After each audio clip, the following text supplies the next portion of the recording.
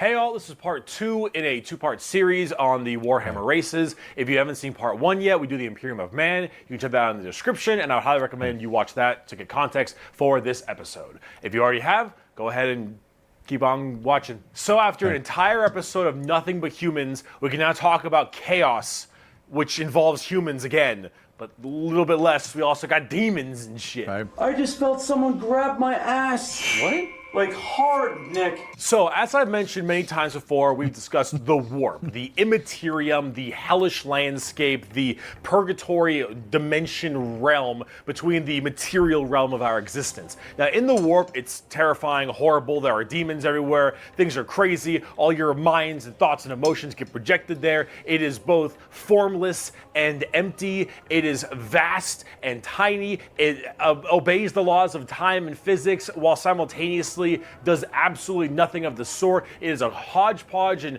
a culmination of just unknowable, eldritch, horrifying shit. And there are 4 gods that permeate in Khorne, Slaanesh, Nurgle, Tzeentch.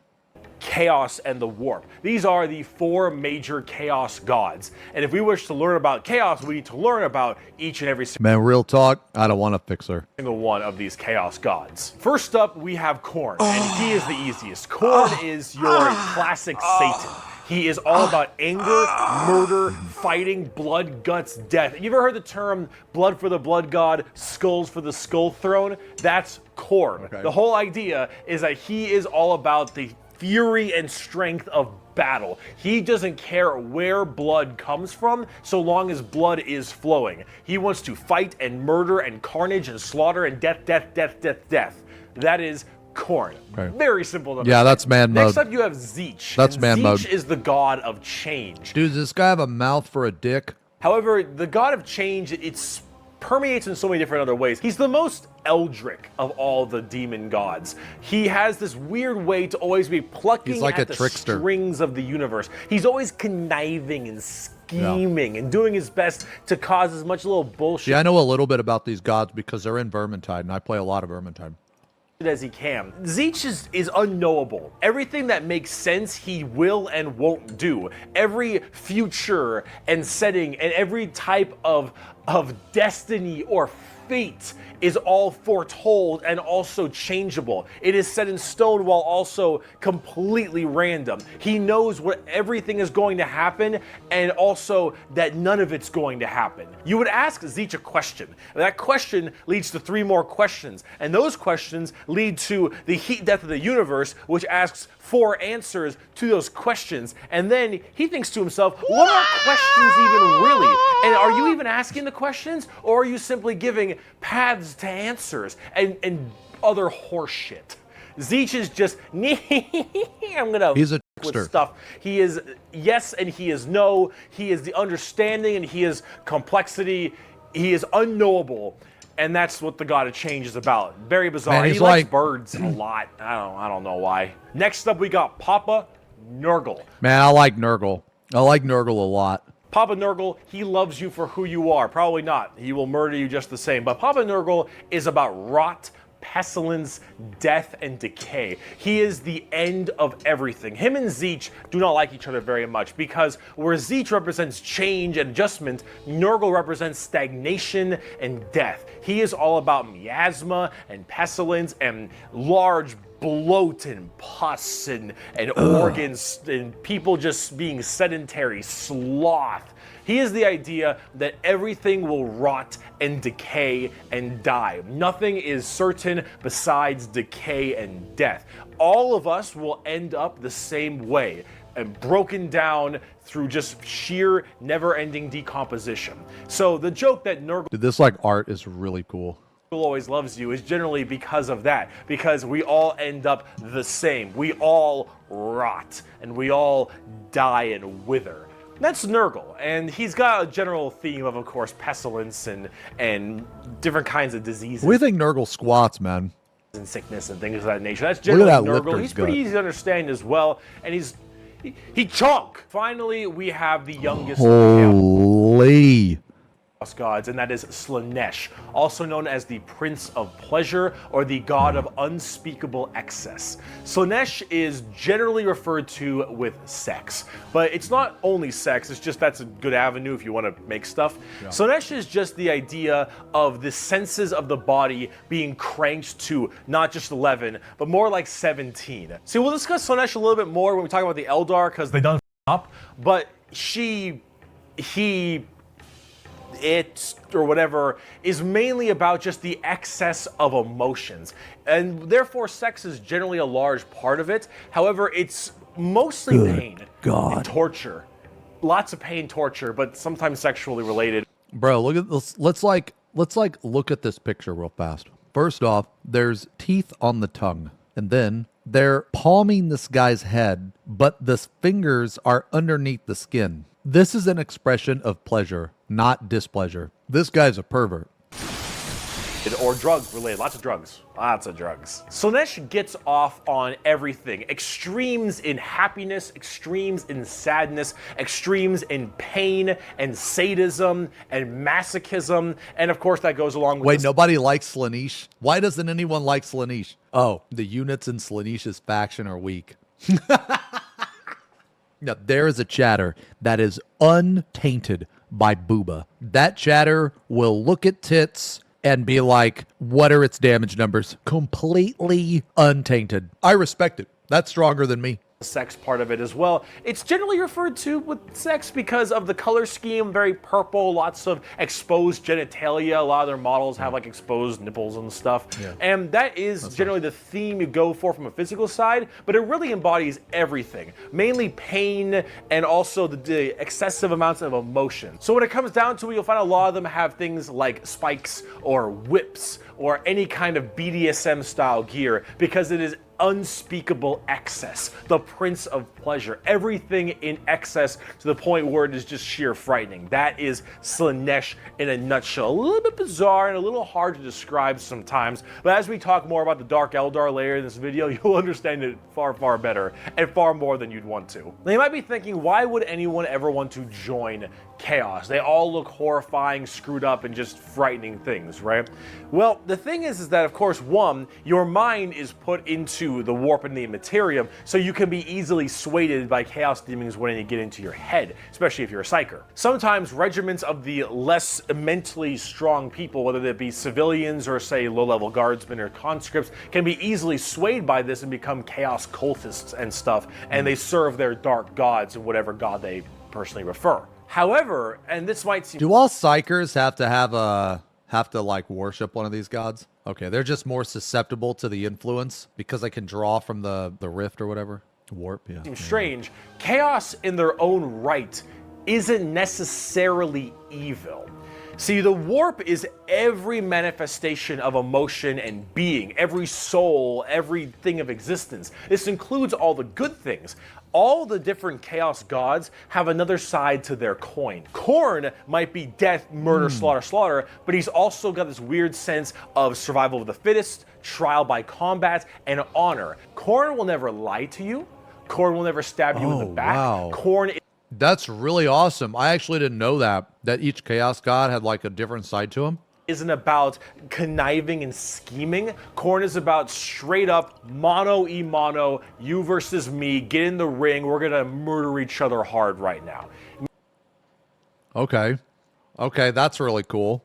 May not be a good thing at the end of the day, but it is that other side of the coin. Him and Tzeentch generally don't get along because Tzeentch is that conniving schemer. Tzeentch sounds like a bitch, dude. Just doesn't get along with anybody. Just constantly scheming and shit. Just doesn't get along. Doesn't play well with others, dude. He's a rat. But he's also about the idea of hope. Where there is change for your predicament. There is change for your problem. That's the cool. Hope of the galaxy, the ability to bend the world to your will, the idea that your fate is not set in stone, but in reality that you control your own destiny and can control it whenever you want. I mean, that's pretty cool, though. Ways. That is Tzeentch. And of course, Tzeentch and Nurgle hate each other because while Nurgle does represent stagnation, death, and decay, he also represents finality and ending. The fact that you can be mentally at peace knowing that you will end and how you will end. Fear of the unknown, fear of change is not present with Nurgle. With Nurgle, everything will rot and die, and that provides that finality, that ability that this is over.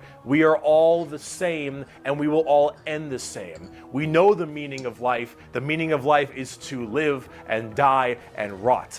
And with that, it brings peace of mind. Slaanesh is a lot more simple. While they are the excess of emotion, they are also the representation of emotion. Slaanesh embodies happiness. Slaanesh embodies excitement and joy and pleasure, not only in the sense of the physical, you know, bam style of pleasure, but also everything else like food and drink and air on your cheek and sunlight, the feeling, emotion and feeling. I thought he was going to say air through your hair. All of that is also represented with Slaanesh. So you have to ask, why are they always represented as super evil skulls and spikes on everything and want to murder everybody? I don't really got an answer for you on that one. My assumption is that because mentally humans may think worse thoughts even if we don't act on them, and therefore they're projected in the warp more. That one's a little bit weird. I don't know. This is me spitballing right now, but I don't know. You need a super bad guy. See, man, I don't know. You got the Imperium of Man. You need somebody to be a little bit worse than them. So this seems pretty cool because like the warp and the chaos gods, like they're like unbiased. They just exist for what they are. Maybe I explained that poorly, but it's like it's not supposed to be pure evil and it's not supposed to be pure good. You got demons. Honestly, who cares? I just want to buy like a bird magician. Look at him. So cool. So combining all this together, on the tabletop, Chaos Demons are generally very melee-based. They run in, go really hard. You have lots of summoning and conjuring. Dude, look at these models, man. I bet these Chaos models are so sick to like put together, man. Tons of spells, generally a little bit frail, but they have special saves to make them a little bit stronger. You've got giant demons and smaller demons. You got hordes of little boys and tons of big guys. Demons are as they seem. Demons. Nurgle is slow. What's the most impressive thing to me, man, is like how these are painted. Dude, like all of these are painted. Khorne is... Dude, look at this. Somebody painted this, right? There'd be no way I could paint this, man. Super scary in melee. You've got Tzeentch, who are far more into psychers and spellcasting, and then Slaanesh, who is all melee, really, really, really fast, but squishy, but in lots of hordes of tons of melee and pain damage, of course. So overall, the demons are a huge part of 40k and a massive threat to almost every single faction, with the exception of a couple. However, the big part of... Okay, so I have a question. Where are the Chaos Gods at? Like, they're in the warp, but do they have, like, a physical form? Like, I guess, basically, why do these pictures exist if they don't have... Like, they would have to have a physical form in some way, right? So they manifest through their, like, generals and shit? About demons is also transferred into the other 9 Primarchs we didn't talk about, which are the Chaos Space Marines. Oh. Wait, so there's Chaos Primarchs too? The traitors? No, I didn't know this. And if I was supposed to know it, I forgot. So Horse and all of his boys, all of them in the Primarchs, they have all also become Chaos. Oh, okay. No. Sorry. I thought there were 9 in addition to the 18. Boys, and they all have their own special Chaos Legions, specializing in so many different things, just like the Adeptus Astartes, the Angels of Death, the regular Space Marines. Chaos Space Marines aren't a whole lot different than the regular Space Marines. They have the same armor, generally the same training and toughness. They just specialize in different kinds of things. And also a lot of the Primarchs have ascended into greater demons? They're demon Primarchs at this point. Gigantic, horrifying man-demon hybrids that are pretty awesome, if I'm going to be honest. They look really, really cool. But them and their associated legions that they are a part of are all kind of going out there and causing a large ruckus for everyone else. Considering the raw strength and firepower of a legion of Space Marines, imagine that entire legion just converting to chaos and immediately fighting you. It's generally pretty horrifying. There's a lot of them, so I gotta write them down, but you've got the Emperor's Children with Primarch Fulgrim, loyal to Slaanesh. Okay, God bless. He's gonna give me a recap. Okay. People, they are some messed up people. They're just sensory overload, tons of drugs, tons of torture. And I think Fulgrim is a demon Primarch right now, and oh god, I am terrified to see what that man looks like. at least on the tabletop, because Okay, so the Emperor's children are not good people. You've got the Iron Warriors, which are kind of like opposite of the Imperial Fists, with Primarch Perturabo, I believe is his name. They're Chaos Undivided. They just kind of serve Chaos in a general aspect instead of choosing one of the four. But the Iron Warriors are big on the siege and fortification, and they're Is this the piss baby? All right, all right. basically entirely against the Imperial Fists and a major rival. Perturabo, I believe, is also still alive, and I'm also very interested to see what he looks like, because Demon Primarchs are badass. You've got the Night Lords with Primarch Conrad Kurz. Okay, the Night Lords. This was the faction full of criminals, right? All right, all right, all right. Conrad all right. Kurz is dead, which is good, because he's a sick But the Night Lords are generally about terror, terrorizing people, and terrorism. They're generally about fear, and rightly so. You've got the World Eaters with Primarch Angron still right? alive. Okay, Also, all right, all right. Dude, Angron looks awesome, dude. Holy shit. Dude, this guy's got heads for ornaments, bro. so excited to see. Angron, if you think you've known Oh, is this Angron? Dude, I don't even know what I'm looking at. an angry person, Angron is the angriest son of a bitch you will ever know. Angron removed parts of his brain that didn't make him angry, so he could be angrier. Angron. Mad. You've got the Death Okay, this is the Death Guard. They're one of my favorite. Angron and the World Eaters were the people that if they feel any emotion other than anger, it causes them extreme pain, right? Okay. Guard with Primarch Mortarion. They actually have their own special This codex guy's and their sick. own major army on the tabletop. Mortarion himself is actually one of the models, and look at him. Look at him. Somebody painted this, bro. Look, what, dude? Look at this. Really? Someone painted this. You can see like the individual like veins and shit. Look at the detail. Somebody really painted this? That's nuts. It's so cool looking. Of course, Nurgle based, obviously. So very slow, but very tanky. You've got the Word Bearers with Primarch Lorgar. Lorgar is, I believe, still alive. I don't know what's up with him at the current moment, but the Word Bearers are generally Wait, the Word Bearers. These are the guys that summon the demons and use them as ammunition, right? Okay. people who caused all the major problems in the beginning. At least I blame them for it. They're little assholes. You got the Black Legion with Primarch Horus. Get nerd. You've got the Alpha Legion with Okay, Black Legion no longer exists, right? Because Horus died? Oh, they do exist. Okay, so they used to be called the Sons of Horus, then Horus died, then they rebranded to the Black Legion. Okay, yeah, that's what I meant. Yeah. Okay, with yeah, Primarch yeah. Alfarius Omegon, Chaos, I think. And then finally, you've got the Thousand Sons with Primarch Magnus the Nerd. The Thousand Sons also have their own book, just like The Thousand Sons are those, like, wizard guys, right? the Death Guard. Magnus is also a tabletop model. He looks super cool. Holy shit, look at this guy. This guy looks like the Prince of Darkness from Legend. You guys remember that movie?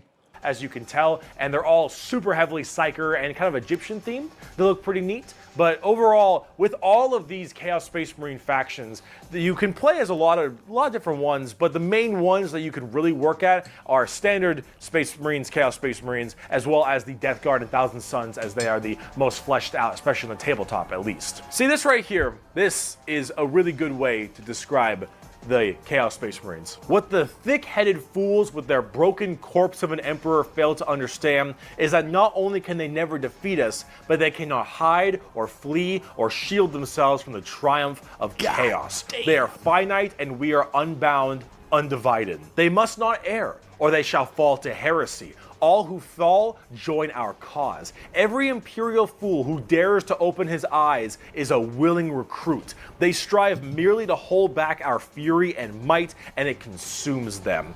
Thus, you can see chaos is inevitable. We lurk not only beyond their grasp and at their gates, we lurk within the darkness of their souls, on the tip of their tongues, in their tortured dreams. We are them, but freed from the shackles of ignorance. We are them, grown strong, evolved. We are them, but so much more. As hardcore as that quote is, I'm going to copy paste that, change a couple words, and add hashtag Dark Knight Strike at the end of it.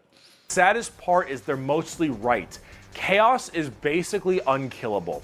You could probably get rid of Space Marines, a decent amount, the Chaos Space Marines that is, but every soul that dies goes to the warp. Every Chaos soul will end up back in the warp. And depending on how hard you killed them, they will come back at some point. Every demon you banish will return at some point. Chaos is unstoppable. The warp is unending. And while maybe there is at some point some way to stop them somehow, the resources to do so, the requirements to do so, are so far beyond the reaches of man and the other races at the current moment that really it's just an unstoppable force that just keeps on coming and is just barely being slowed. Chaos is by far the biggest threat. They are without number, their legions are everywhere, and yeah, they're pretty scary. So why does the Imperium fight each other? Because they're dumb? Yeah, okay. Because they're human? So, I promise, we're done with humans now. Let's talk about some Xenos. Okay. So let's talk about the Eldar, or also known as the Eldari, which are a super hyper-specialized and very technologically advanced race of, well, elf people. They were, as well, responsible for the creation of Slaanesh, the newest demon god. How'd they do that? Debauchery on a world-ending scale. See, back in the day, it was just Khorne, Tzeentch, and Nurgle. And the Eldar are very, very ancient, millions of years. These Eldar, however, have a bit of a sensory problem. You know, every kind of pain or feeling that you have is a little bit amplified compared to the normal. However, with Eldar, as their race advanced so excessively, and they became so self-reliant, and everything became so easy, there was no requirement for food production anymore, there was no shortages, everything was basically done. Everyone was so comfortable, and that comfort breeded this weird sedation, and that sedation breeded the requirement for more and more debauchery. Debauchery! Debauchery! Debauchery! When everything you have I swear to God, man, SpongeBob is one of the best shows to ever exist. Can be so easily acquired, you will end up down this road of pure debauchery. All of the senses the Eldar had that were so powerful, things like feeling, happiness, sadness, and just evil and good, all need FP Pong like SpongeBob because they are in water. I mean, yes, I do like the water, but that's not the reason why I like the show, okay?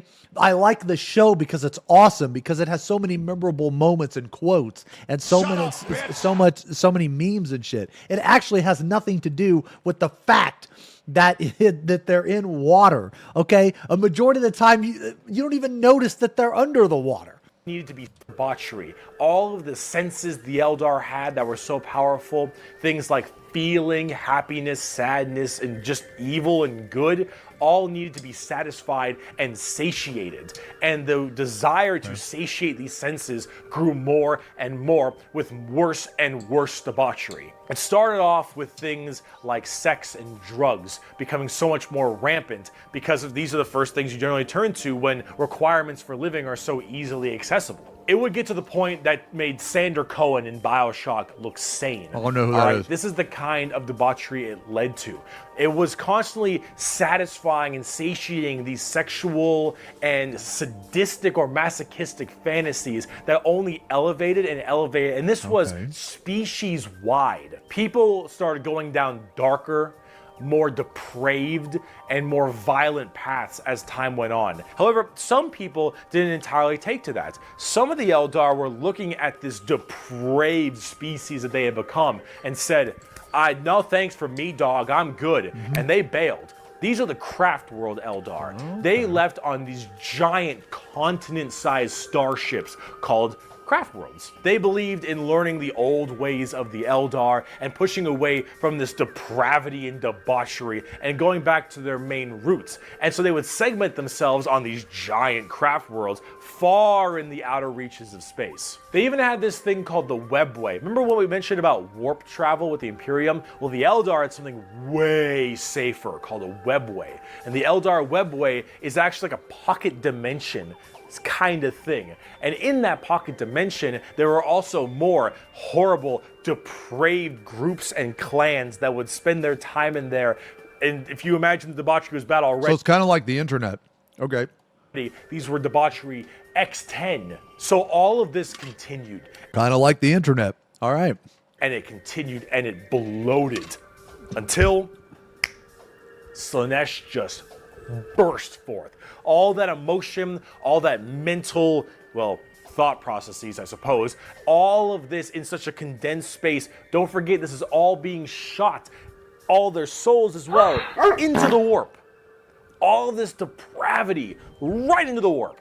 So what happened? Boom! Slaanesh was birthed and killed off 90% of the entire Eldar population. Untold trillions. Holy shit. Trillions had their souls ripped from their bodies and their actual fleshy bodies devoured by Slaanesh demons. The entirety of the Eldar race was eaten alive and their souls consumed to the Prince of Pleasure. All of them got up. It was so bad that it literally ripped a warp hole into the fabric of the materium called the Eye of Terror. That's literally this like quasi horrifying Dude, that is badass. The Eye of Terror. gateway portal from the materium and the immaterium right next to Cadia. And it is horrifying. So this Slaanesh, also known as She Who Thirsts by the Eldar, slaughtered the entire population except for a couple.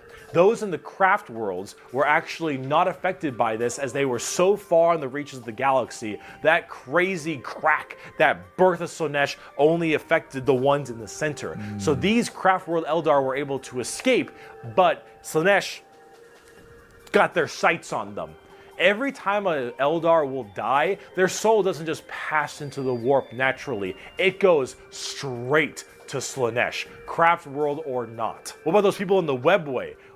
Imagine if that happened to us. Let's take that same situation but apply it to humanity. So we have our own little pocket dimension called the internet. Now, obviously, there's a lot of bad things on the internet. So eventually over time, let's say 100 years, 200 years, 300 years, 3,000 years, now that AI have taken over. So we're going to birth a god made of like digital emotions and a whole bunch of just horrible things, dude. Just absolute vile things. And when this god is born, 90% of the human population will instantly like evaporate and their souls will go to this god, except for the few good Christians, myself included, who have space traveled far away on a ship, which we will refer to as the Ark. And now there is like one of every animal. You know what? Okay, look, we're just going to say, we're just going to say that even if we get like a galaxy over, when we die, our souls are going to go to the digital god that is born, which is probably going to be in some way, shape, or form a living space dick hydra, and it will absorb our soul when we die. Well, imagine that giant birth happening, but they were only able to just barely get a grasp onto you. Slaanesh was just barely able to hold on.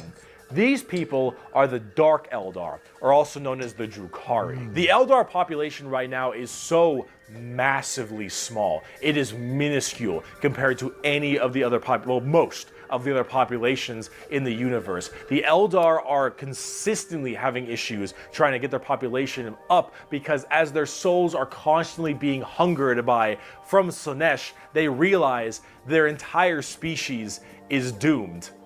And they understand it very well. Since the time of the fall, our race has been haunted by what we, in our reckless pursuit of hedonistic indulgence, gave birth to. Though our dreams once overturned worlds and quenched suns, we are now but fitful shadows clinging to the edge of existence. All the stars in the sky cannot blot out the hateful glare of the red moon's eye. Dude, the that's birthing sick. place of the great enemy pulses with all the malice of a demon that is dreaming, casting its shadow over all we have ever done and all we ever shall. Every twisted strand of fate and casting of the runes leads me to this time, to this place, and it is clear that the final battle awaits me at the ancient Khorne worlds, a conflict the likes of which has not been seen since the Mon-Kai warred amongst themselves and their corpse of a seer fell to his traitorous son, is coming, and all my steps lead towards it, no matter that I walk other paths. I see the stars stained red with the blood of the Mon-Kai,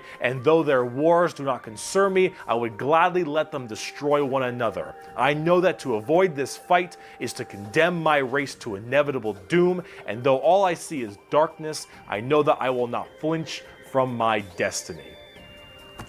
Every time that there's like lore read about a certain specific faction or race, I always think to myself, it couldn't get any worse, right? And it does. It just continues to get worse. Each new race just continues to get worse and worse and worse and worse. And now let's talk about cute plastic models. Bro, I'm straight up not having a good time. The first playable race we have for the Eldar are the Craftworld Eldar and living in those Craftworld starships I mentioned earlier. And each of them have their own kind of Craftworld, almost like a Space Marine Legion. Each Craftworld is in itself its own special kind of group. And the Eldar themselves are very fast and rely a lot on trickery. They are squishy, a bit weak, but they're very in tune as psychers. Tons of psychers across the entire Eldar population, and their weaponry and abilities are fast and extremely hard hitting, but of course rather fragile. Understanding an Eldar So they're glass cannons. Eldar's brain is an exercise in futility. They are all over the place in confusion and trickery on a whole galactic scale. Mono they red. fight weird, they think weirder, and Eldar in their own right really rely on this to keep their species alive. They need to think about deception and the strangeness of what they do if they truly want to not be immediately murdered and slaughtered wholesale thanks to their entirely small population. However, I must say that it seems like their population is getting slightly better. These craft worlds hold millions upon millions of people. And as they continually, reproduce and have their craft worlds expand, losing a few people in battle, while hurts a lot, they aren't really losing what's extremely precious to them. It's not like every single death means the death of their species. It seems like they're kind of on the upturn a little bit. They're still a doomed race being sucked into Slaanesh every time someone dies, but they are definitely doing a little bit better than they were before. Eldar are fast, cunning, and what they don't make up for in tankiness, they make up for in extremely advanced weaponry. They also call humans Mon-Kai, which is something I mentioned earlier. That is a derogatory slur for humans in the Warhammer world. Whoa. Why is it called Mon-Kai? Well, it's because you can't, in your game, call people monkeys. On the tabletop, exactly what I said. Okay. Not very tanky, generally pretty Damn, these are big. squishy, hit like trucks, and move at Mach 5. Fast, hit hard, die fast. Exactly how it sounds. They've been good for a very long time, too. We bring only death and leave only carrion. It is a message even a human can understand. Are they actually good in the game? Oh, they are? Okay. Eldar. So, Drukhari. Let's talk about the Dark Eldar. On today's Yes, let's talk about Drukhari. I am interested. episode of how up is up. That's up. So those people I mentioned in the webway, in the super deranged cults and the depraved people of the Eldar, in the webway, they didn't quite get a hold onto them. Slaanesh has them, but it has them on by the pinky finger.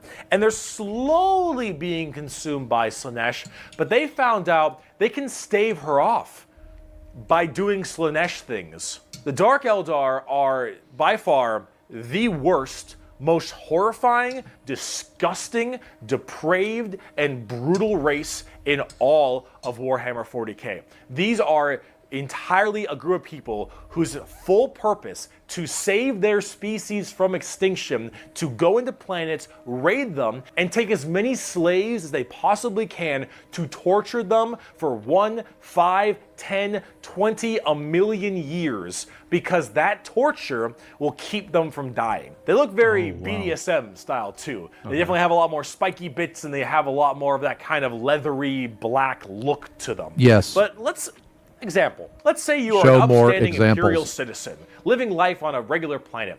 You get invaded by the Necrons. The Necrons will shoot you with a deatomizer, and you will be destroyed in a millisecond, and that's it. Not the worst way to go.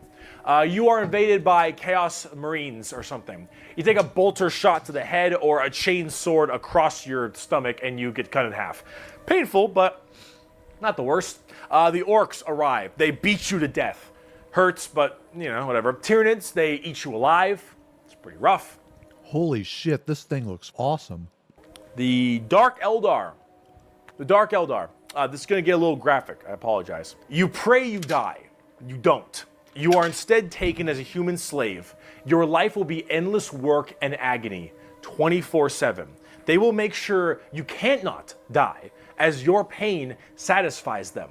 They will hook you up to all manner of torture devices. They will inject pain-based stimuli drugs directly into your nervous system. They will slowly run razor blades across your skin. They will fillet you and just pull out your teeth and your fingernails one by one. They will remove your appendages and your skin and wait for it to grow back so they can do it again. They will murder and torture and use the R word, it rhymes with grape, your entire family in front of you and do the exact same thing to them. You yourself will also be rhymes with grape anywhere and everywhere possible. And this will occur for 20 years until you are no longer satisfying to them.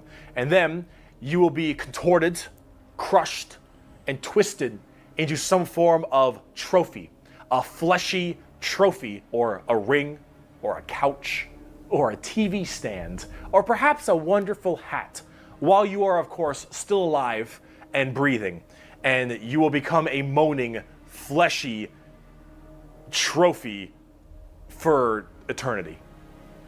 And that is what happens when you are taken by the Dark Eldar. They are the Okay, that's pretty bad.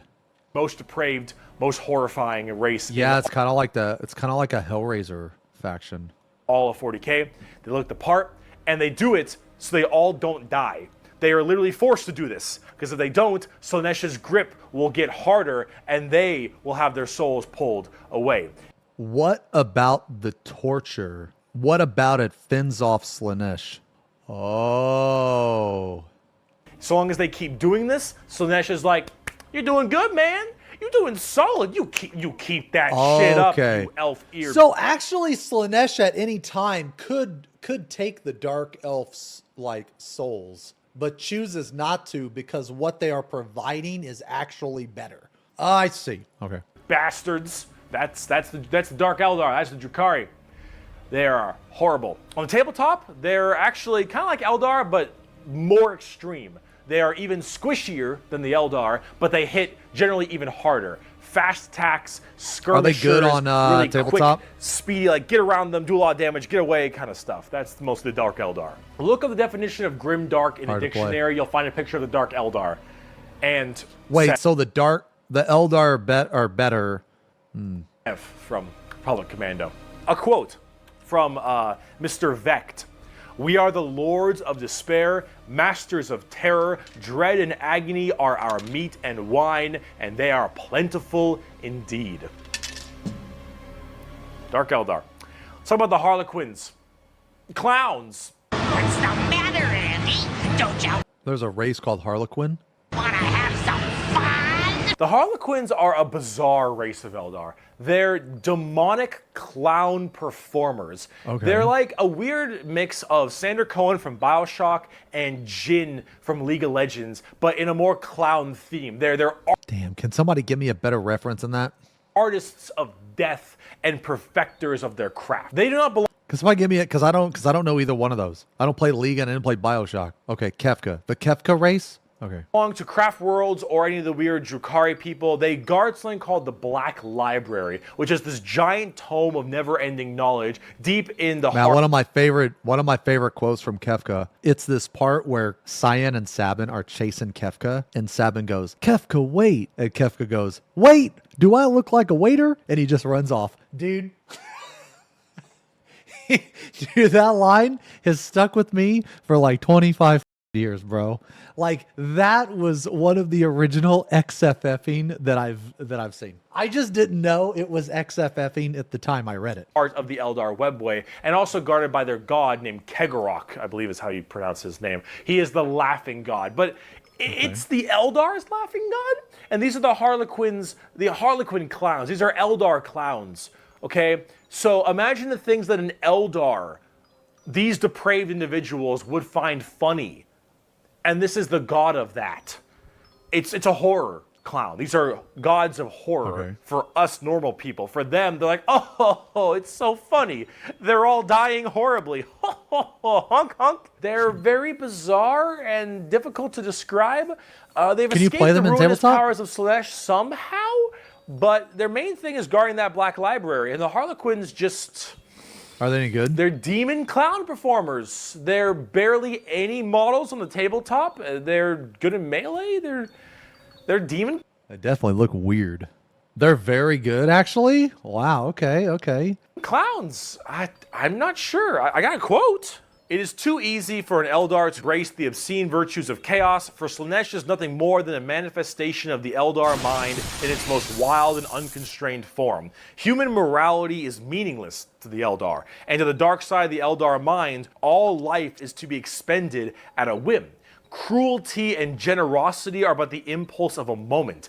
Beauty and sensuality are virtues that can be expressed in bloodshed just as easily as in song. To an unfettered Eldar mind, there is neither sanity nor madness, but merely a wave of perfect existence fulfilled by its own savage momentum. They're very strange. The Harlequins, Drukhari, Eldar, they are in a... So you guys said that these guys are really good in the tabletop, but they're rare. Oh, no one plays them. Very annoying to fight. Anomaly that make humans... Why don't people play them? Completely easy. They hard? Oh, not many models.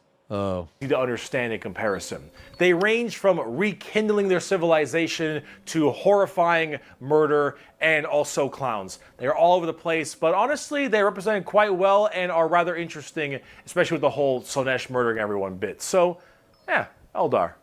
Now, bugs. Ma, they following me, Ma. Oh, dude, this thing looks awesome. Is this like the Zerg race? Zerg was based on these? Okay. These the bugs. The bug! The Tyranids.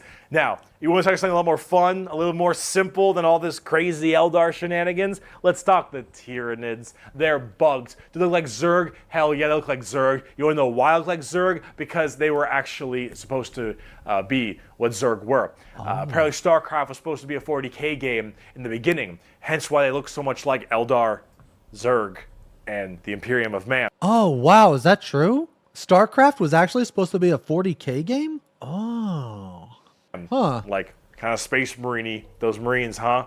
Dude, this is actually insane. Yeah, this is crazy. Dude, so StarCraft 2 has just been a lie my whole life. StarCraft 2 has been Warhammer 40k, and I never knew. They look a little bit Space Marine-y to me. Maybe. I don't know. I never really thought about it until the side-by-side just now. I never really thought about it.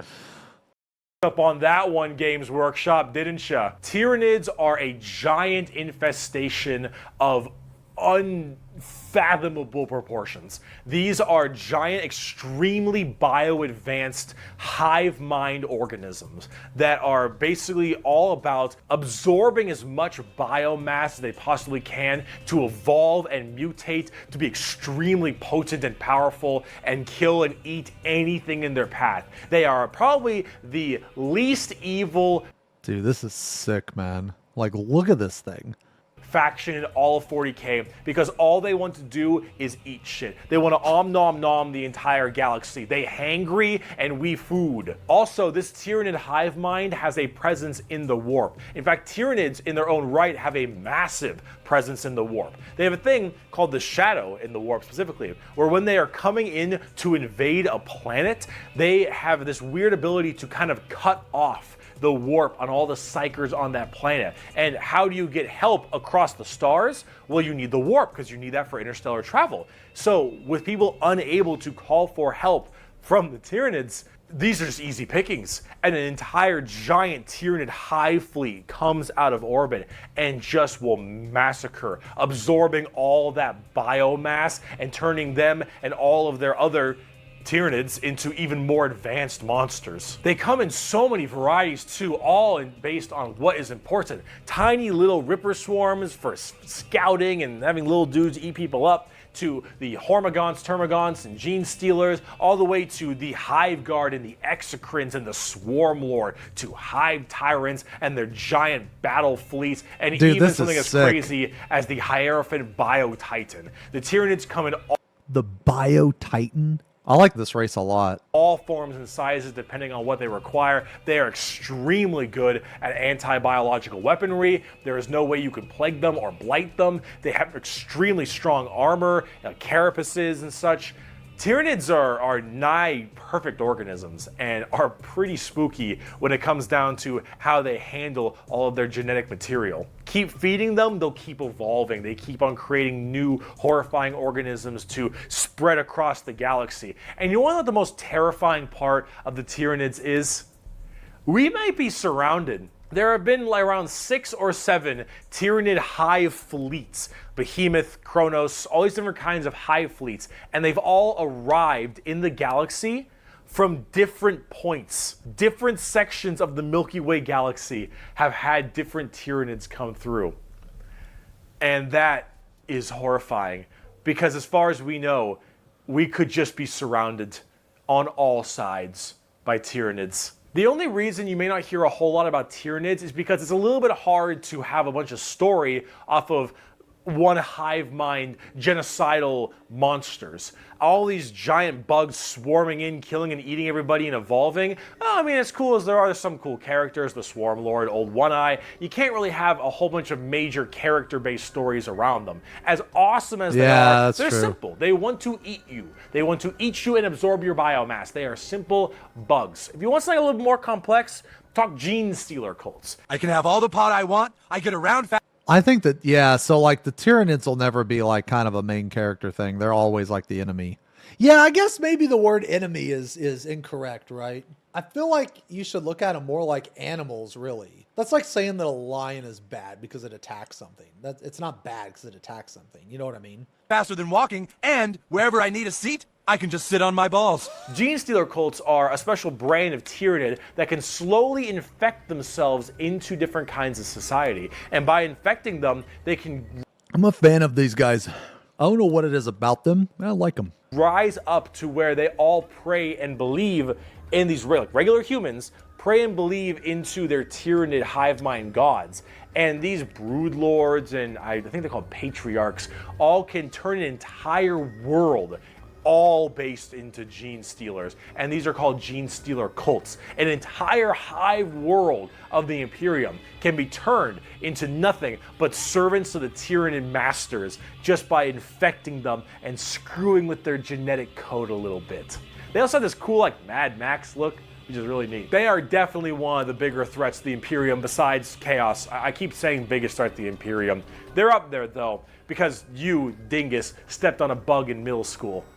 Asshole. There is a cancer eating at the Imperium. With each decade, it advances deeper, leaving drained, dead worlds in its wake. This horror, Drained. this abomination, has thought and purpose that functions So on wait, Genestealers are, they're like a subspecies of Tyranids? an unimaginable galactic scale. And So they're like, okay, so it's like Invasion of the Body Snatchers, but the Body Snatchers are the Tyranids. And all we can do is to try to stop the swarms of Bald people are easier to manipulate, I guess. How do you know they were bald before they got infected? That doesn't even make any sense. bioengineer monsters it unleashes upon us by instinct. We have given the horror a name to salvage our fears. We call it the Tyranid race. But if it is aware of us, it must know us as nothing but prey. Tyranids, they're cool. But are they as cool as the Orks? Orks. Yo, let me guess. Was WoW based off of this? If Blizzard stole StarCraft, I bet they stole WoW too. I'm the cream of the crop. That means I'm super fast! Orks, orks, orks, orks, orks, orks, orks, orks, orks, orks, orks, orks. Love orks. So, yes, the green monsters, the green tide, the green skins. These orks, they are in fact a race in 40k. The orks are as exactly what you expect them. They have archaic weapons, they're big boys, they have axes, and they have got big old teeth, and they want to kill everything, and there are so many of them. The only reason they haven't taken over the entire galaxy is they can't stop murdering each other. Orks are so cool. Orks don't have philosophy. Orks don't have existential crisis. What matters is who's the biggest ork. You listen to that guy because he the biggest ork. He big ork. Big ork knows best. You win through the power of imagination. Of all the races What? Can I do it? I guess. I'm making him pretty. I'm making him pretty. Wigged. I have battled throughout. You listen to that guy because he the biggest ork. He big ork. Big ork knows best. You win through the power of imagination. Of all the races I have battled throughout the galaxy, the ork is the hardest to comprehend. They wage war with machines that should not work, care little for strategic gains, and are just as likely to slaughter each other as the enemy. How does one battle an enemy that defies all logic? As an ork, you're enjoying life. You're enjoying the life you're given. Your whole life and job and purpose is to get up and beat each other to death because you can't. The biggest ork is the man who understands everything. He is the boss. And orks have this really weird, like, big, dumb stereotype. No, like, seriously, man. Warcraft's orks look identical to these. Did they actually take the design of this? Well, no, I'm not saying not anymore. It doesn't matter if it's happened. It doesn't matter if it's not anymore. That's just crazy. British accent, which is just hilarious to me. Those are orks. You fight. You like to fight. Dude, look at this. This looks like a magic card right here. This would be like a 1 red, 1/1 with flying, and you sacrifice it to deal 1 damage to any target. Mog Fanatic. Yeah. That's what I was thinking of. Fight. Your whole purpose is to fight. You wage war because you want to wage war. You got your boss over there, and you better listen to the boss, because if you don't listen to the boss will squish you and make you an example for the other orks. And then you can't fight because ork dead. And ork dead can't fight because ork dead. Orks, they scrap together machines out of parts that Dude, don't look, even the ork battleship has the lower jawbone of an ork. make any sense, and because they believe, they have the mental imagination that machine will run, it'll run. If that machine's out of gas, you're driving that machine with your fellow orks, and the biggest ork is behind the wheel, and you run out of gas, some ork behind you like, oh Zog, we're out of gas. And the big ork is like, no, we're not. I filled the gas tank up earlier. And all the other orks are like, oh yeah, you did do that. And then you turn the mech back on, and it works again. Does it have gas? Probably not, but it works. The power of imagination. They paint things red because it makes them think they goes faster. They paint things purple because it's the sneakiest color. You want to know why? You ever seen a purple ork? Didn't think so. Orks are also like ancient as hell. They're back in the Eldari time frame. But back then they were called Orks, and they were much larger and scarier and far more intelligent. Now they're just orks, and they're big, dumb, and they smack things. But they're pretty spooky. They're not very well armored, but they hit really hard. And it's called the Green Tide because there are so many orks. There are about as many orks as there are Tyranids. Maybe more. Who knows? But they keep on, murdering each other, so it's not too bad of an issue. Orks are entirely comic relief. Their stuff is slapped together that makes no sense. Their vehicles don't work the way they're supposed to, but they work because they think it works, because they imagine that it works. Orks care only about who is the biggest ork, and they will follow the biggest ork. And then if they want to be the biggest ork, they'll challenge the biggest ork.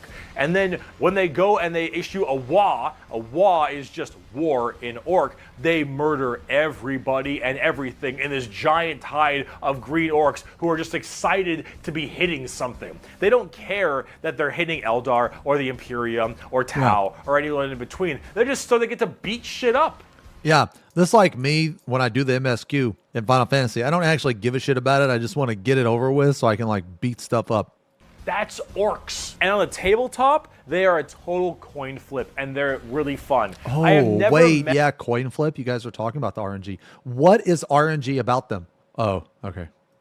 a salty orc player. I have never met someone who plays orcs and is ever just a bad guy or that guy. Orc players have this kind of fun to them because when you play them, you are completely submitting yourself to RNG. So here's the thing.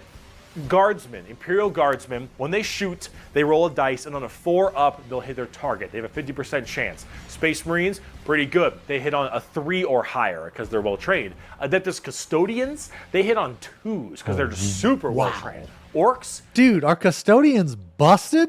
Used to be, right. Not after nerfs, okay. They hit on a 5 or higher. But if they roll a 6, they get to make another shot with anything. From the dinkiest pistol to the biggest rocket launcher. It doesn't matter. Half of their stuff will blow up on a whim. One of their medics, if you roll a 1 to heal someone, you f up your surgery and you just kill an orc. They're so whack. Okay, so you play this when you don't care about winning. You play this race when you just want to have fun. Wacky and silly. But the thing is if you roll well, you roll high, and you keep rolling high, you are going to crush people. And if you don't, you lose. I mean, that's what you get when you play orcs. That's what happens when you play orcs. It's a coin flip. Which is why you can't be a salty bitch when you play orcs, because things won't go your way. It's just the roll of the dice. You're playing a dice game.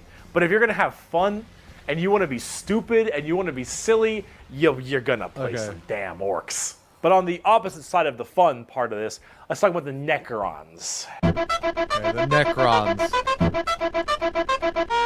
The Necrons are spooky, scary skeletons and very grimdark again. They have These a guys much are more fleshed badass. out lore than before. Back in the day, they were just undead Egyptian space terminators, and they still look that way, but now they actually have a... I wish he would talk a little bit more about... Okay, this video is obviously a 10 out of 10, but I wish that he would talk a little bit more about the game. Like, not a lot about the game, but just give, like, each race kind of give, like, a very, very brief summary. You know what I mean?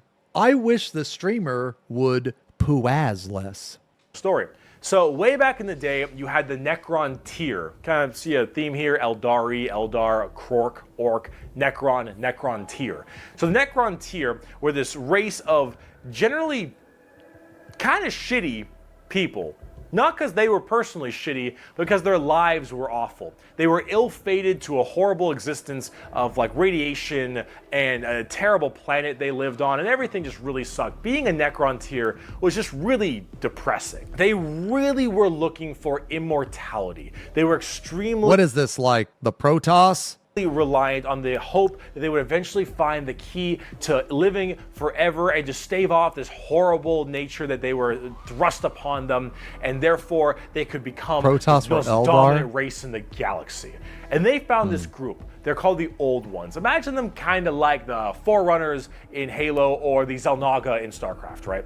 These Old Ones were these strong, pretty much omnipotent beings, and they, of course, knew the key to immortality. So the Necrons went to them and said, please, show us your ways. Oh, and this And is the Old Ones where... said, piss off. Not really. They were a lot more humble about it, but they did not want to share their secret of immortality. Yeah, but they with found the Necrons. immortality. The Necrons, of course, took this very well and waged war with them, kind of under this united banner. The Necron different dynasties didn't really like each other, but under this one man, the Silent King, he thought the best way to unite his race was to do this giant war with the Old Ones out of spite for them keeping the secret of immortality to them. This was known as the War in Heaven, and this is actually like a multi-stage war, because during this War in Heaven, they discovered the Star Gods, a whole new race of people known as the Catan, or the Catan. These Star Gods were also very much like Old Ones, almost omnipotent beings, and they too had the key to immortality. And so the Necrons went to them and said, hey, can you help us fight off the Old Ones? Can you help us kill these Old Ones, you, the Catan? And the Catan said yes. And in fact, we can help provide you with the immortality you so desperately seek. And this is so when the they- Silent King of the Necrons decided to make a pact with Tan to allow them to accept this generous gift of immortality upon them. But this, of course, had been a horrendous trap, and the Necrons were dragged in chains to this biotransference where their flesh was stripped from them, replaced with nothing but a metal hollow shell, as their souls were ripped from their body and fed to the Catan. And the Catan fattened up. They got chonked They on them souls over. of the Necrons. As this was their plan all along, they Yeah. consumed the flesh and souls of the Necron tier and turned them all into unwilling robotic slaves just to serve their will. And then with their newfounded Necron army, they pointed their guns at the old ones, and the Catan continued their domination of the stars and their genocide, complete and full genocide of these old ones. The old ones did their best to stave it off. They even created other races, the Eldari and the Orks, to try to fight off the horrifying Necron army and the Catan above them. Oh, that's right. Necrons are like ancient. All of this shit happened like a long time ago. There was absolutely no possible chance for them, and the old ones were absolutely extinguished across the galaxy. Their entire race completely removed. Full on 100% genocide. However, during all this, the Catan, so just infatuated with their victory, started fighting each other for fun, for sport, and for small differences. Doesn't matter. The Catan, with these Catan are overpowered people, assholes. they're going to eventually hit each other at some point. And as they began just menially fighting each other, the Eldari and the Orks actually started pushing on the Catan's borders a little bit, giving them a little bit of a run for their money. And as this continued, this is when the Silent King, who retained his consciousness, decided to leap into action and start a this is cool. full-scale revolt against their Catan masters. And this revolt was bloody, as the entire Necron army was surged off to destroy these star gods. They were able to, just after suffering horrendous losses, were able to turn the tide of the war. And they took these Catan and they blasted them, because as these star gods are unkillable, they were able to break them into thousands of shards and entrap them in giant stasis vaults to now actually be slaves to the Necrons. And with the Necrons having the entirety of their old gods enslaved to them, they realized that soon their race was about to be attacked by the overcoming new races, the Eldari and the Orks. And so what they did is they retreated into giant stasis tombs in order to preserve their energy and their strength for when one day they would be reawakened and they would be able to rule the galaxy that was rightfully theirs. And then some dingus Adeptus Mechanicus guy diddled with a green console, and now the Necrons are back, and they see all these primitive races on their lawns, and they think, get the f off of it. The Necrons are back, super advanced, and they are here to reclaim the galaxy that they so rightfully believe is theirs. Are they Now, good on in tabletop? They're a lot like that. Tons of undead Egyptian skeleton robots that when they die, they just get right. Dude, these guys are pretty sick, man. They're like Egyptian Terminators. And you can't kill them, right? How do you kill them? Oh, they roll dice to revive or not. Right back up because they keep on reanimating. Hard to kill, tons of crazy stuff. You can use the Catan themselves as units to fight with. Wow. It's pretty cool. The Necrons are one of the three major events in Dude, that's such a badass picture, dude. Dude, that's such a cool picture, man. 40k. The Horus Heresy, the Fall of the Eldar, and the Awakening of the Necrons are all pretty substantial events. And the Necrons themselves are pretty dang cool as well. Here's a good quote from a wonderful Dawn of War game. Lucky creatures, as long last you have found the tranquility of death. I was like you once, clinging to life and blind to the truth. When I uncovered the truth, I too shuddered and paled with fear. Deep in these catacombs, I was remade. Here, my brethren slumbered for eons while the living grew like weed. My Lord knew this day would come. He had plans for us all. We would purge this world once more. So come, poor victims of life. We will grant you tranquility in these crypts. Kronos will be a tomb world once more. Necrons are also pretty smug. Trays in the Infinite especially, little dickhead. But speaking of dickheads, last race, let's talk the Tau. We made a Wookiee. The exact formation of the Tau Empire is not entirely understood. However, a long time ago, many thousands of years ago, in the 40k world that is, some Imperial navigation vessels were going around through different areas, and they saw a primitive race, blue people, smacking each other with sticks and stones. They thought, nah, dumb Xenos race, who gives a shit, and they bailed. Then this giant warp storm occurred right in that major area, unable to be breached. Then, once that warp storm 6,000 years later subsided, hello, those little sticks. Well, they decided to actually have no war of any kind and all just unite together under one flag of the Tau Empire. And now they have gigantic starships and Gundam robots and lasers and railguns and mechs, and they are here to ruin your day for the greater good. That is generally the Tau Empire. They have this kind of feeling of this homogeneous, kind of a weak race. All species can go underneath the banner of the greater. I feel like maybe he should have talked about this like maybe the second or third.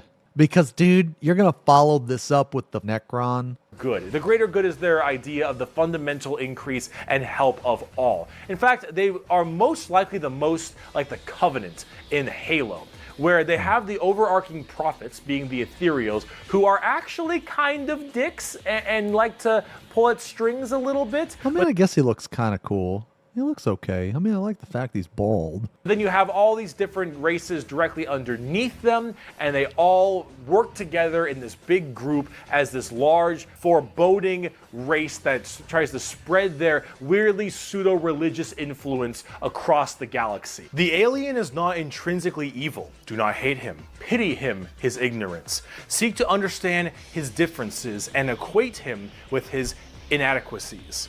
Only then will he accept his place in the greater good. That is generally the Tau. And if you're kind of wondering like what their mainly big shtick is, well, they're all about big robots and mechs. They have laser rifles and rail guns. They got giant mechs with tons of missile pods and heavy rail rifles and rail guns and burst cannons and ion accelerators and void shields and all this stuff. And that is generally what the Tau's all about. But you're probably thinking, Bricky, this doesn't sound that evil. This doesn't sound very grim, dark Warhammer. And you'd be right. The Tau Empire really don't have that much of a horrifying, grim, dark style like everybody else. So they're kind of like much good guys more almost. Younger, new age thing. In fact, they're probably a lot less evil and a lot even better than they are now back in the day, because they liked having like that good guy faction. But a lot of us who really like the dark, depressing style of Warhammer didn't really like it that much. So, see, the Tau get a lot of hate, and a lot of that hate isn't necessarily unjustified. It's mainly from a tabletop perspective, but as you can see from all the visuals I've shown— Why do they get hate from a tabletop perspective? Cheese strats? Communism? What? In a tabletop? You recently, they don't really fit in the 40k universe very well. They lack that super dark, dramatic, kind of high gothic level the Imperium has. They don't have the weird kind of like grungy stuff that Chaos or say the Orks do. And the Necrons and the Eldar have long range and unbeatable strat. Have their own specific style as well. The Tau really do look like something out of Gundam. And while it isn't necessarily a bad thing, it does definitely not fit too well. There's that. There's also the tabletop problem. In tabletop, Tau are horrible at melee combat, but exceptionally good at range combat. So they blast everyone from really, really far away, and they have a million rules to make it so that it's nearly impossible for you to get into melee combat. So it basically just forces you to bottleneck the game into one specific gameplay style, which is gun to gun. And if you're doing gun to gun, they're going to win every time, because they're the Tau, and the Tau are really damn good at shooting. Okay. So it's one of those things that make the Tau generally rather hated, and a lot of different reasons for that, both from style and such. But this is actually one of the things I wanted to end this video with, is that the Tau, while they have their issues, You should not be discouraged from playing them. I'll make plenty of Tau weeaboo jokes, of course I will, but it's all generally in good fun. Anyone who legitimately doesn't want you to play a faction is an idiot, and you shouldn't be giving them the time of day. You pick what you think is cool and what you like. In Warhammer, especially now, factions Give me an example of why you can't get into melee with them.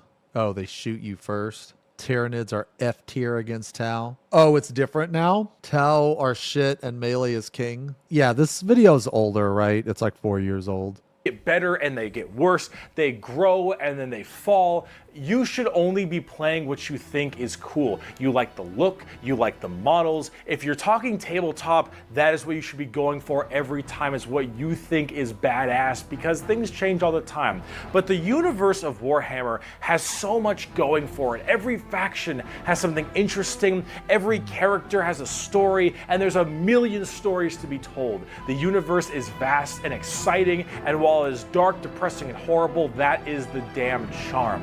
And out of everything I've told you in these two videos, if anything you could take away is the reason why so many of us are so into this series and why we like it so much. Because with so much variety, such an expansive universe, and so much that can be done, you can find yourself having a pretty great time. Thank you so much for watching this video. I hope it has been informative to you. If you'd like to see more of this me, was a great Bricky, video. you have twitch.tv/Bricky for my streams. You have my merchandise site. Yeah, this was a great wearing video. all of my merch, but underneath this, because I had to wear this so it wasn't black or white for the green screen, which is a little unfortunate, but it's fine. If you'd like to see merch, it is in the description. Also, if you'd like to support me on my Patreon page at patreon.com/Bricky for more videos Dude, this like was this, fun. then that would also be wonderful. So Twitch, merch, Patreon, anything if you want to support, that would be fantastic. I'd appreciate it. If not, I'm just stoked you got all the way to the end of the video, and that is enough for me. So I'm going to be having some more content like this out in the future. Thank you so much for sticking around this long and being with me through this pretty rough time. That's I think all I got. Timeline. Also, are we watching this before I next, go, let me dude? give my favorite Warhammer I mean, not quote. today, but are we watching He who this next? scoffs at the power of the last gun has never ran through a field of 1,000 of them. Bye-bye.